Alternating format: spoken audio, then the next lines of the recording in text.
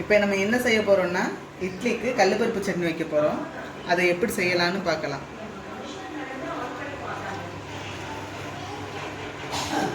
அளவு வத்தல் மிளகாய் போட்டு வதக்கி எடுத்துக்கலாம்.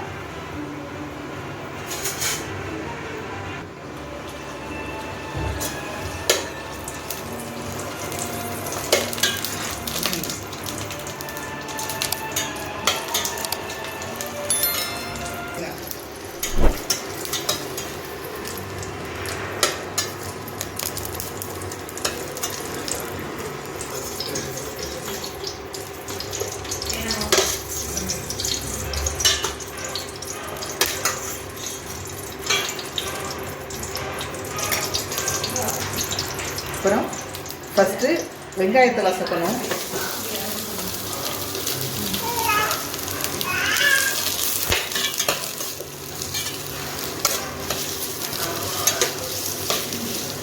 வெங்காயம் வதங்கி பொன்னிறமாக வரணும்.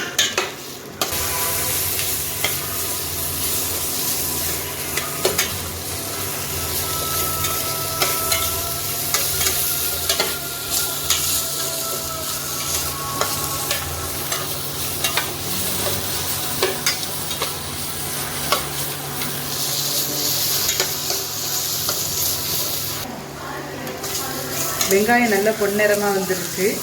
இதுக்கப்புறம் தக்காளி போட்டு வதக்கி எடுக்க வேண்டியதா.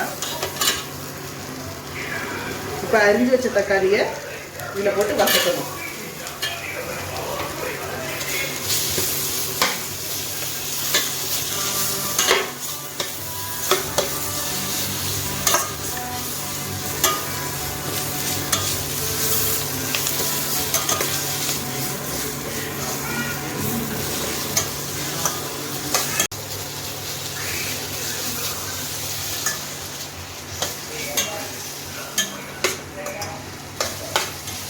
தக்காளி வெங்காயமும் கொஞ்சம் சேர்ந்து நல்லா வதங்கணும். வதங்கினதுக்கப்புறம் நம்ம இருக்கிற கடலைப்பருப்பு போட்டுற வேண்டியதான்.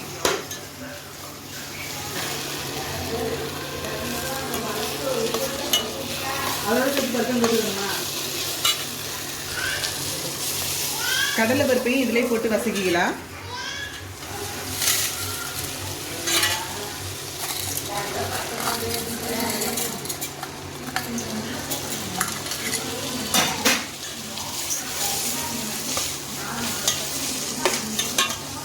சேர்ந்து கொஞ்சம் பொன்னிறமாக வரணும்.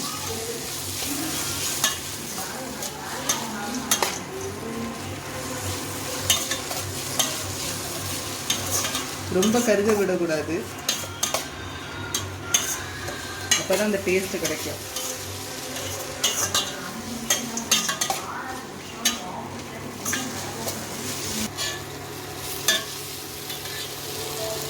லைட்டாக கொஞ்சம் உப்பு போட்டும் வதக்கிக்கலாம்.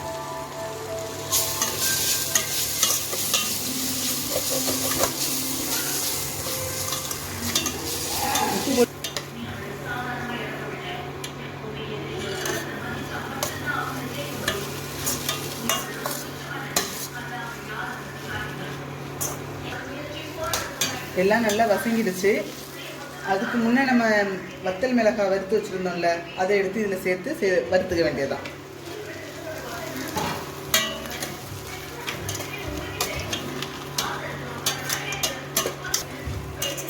வதங்கிடுச்சு. இனி இதை அடுப்பை ஆஃப் பண்ணிவிட்டு இதை ஆற வச்சு வதக்கி அடுப்பை ஆஃப் பண்ணியாச்சு.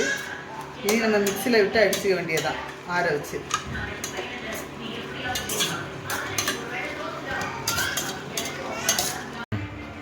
இப்போ மிக்சியில் போட்டு நல்லா அடித்து எடுத்துக்கலாம்.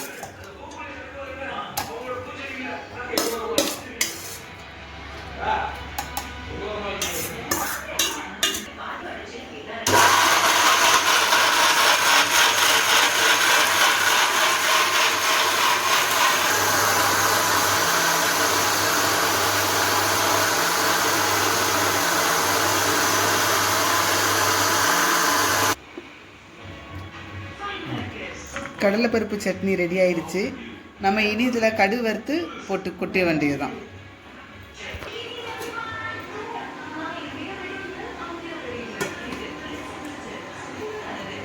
தேவையான அளவு எண்ணெய் ஊற்றிக்கணும்.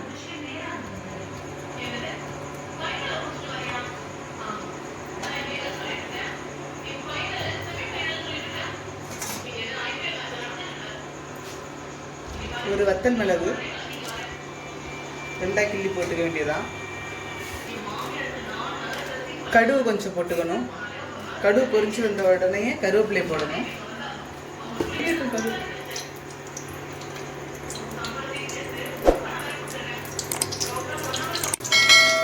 கருவேப்பிலை போடணும்.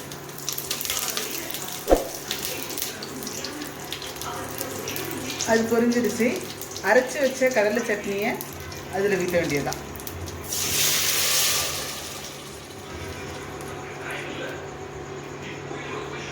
லைட்டாக கொதிக்கிறது போல் வரணும்.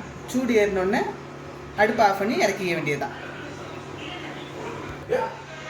இது கொதியணுன்னே உப்பு போட்டுக்கணும் தேவையான அளவு.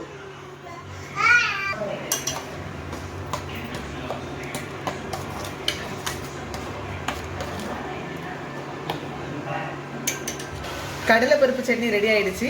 இனி இட்லி தோசை வச்சு சாப்பிட்றதுக்கு நல்லா டேஸ்ட்டாக இருக்கும். அடுப்பை ஆஃப் பண்ணிக்க வேண்டியதுதான்.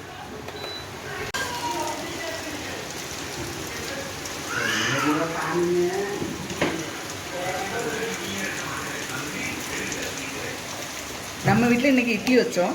இந்த இட்லியில் இந்த சட்னி எப்படி இருக்குது அப்படின்னு ஊற்றி டேஸ்ட் பண்ணி பார்க்கலாம்.